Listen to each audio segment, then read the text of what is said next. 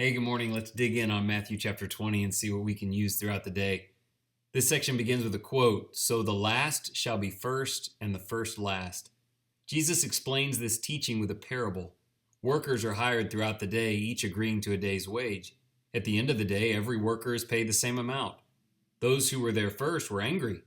The point here is about God's willingness to save anyone and our need to be humble and grateful. The disciples struggled with this at times.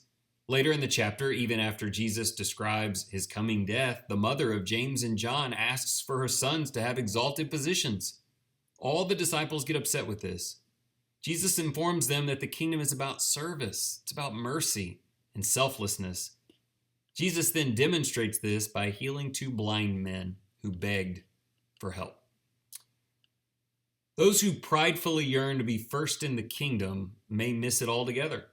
If Jesus had been that way, he would not have died for us, and we would be lost. The parable of the workers is designed to humble the Jews because many would later be upset by Gentiles being added to the kingdom.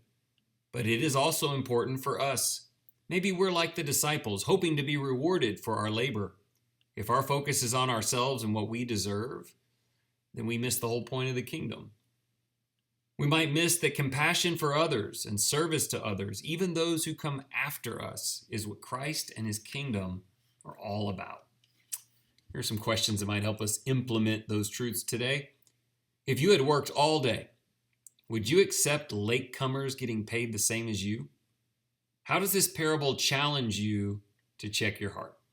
It really does.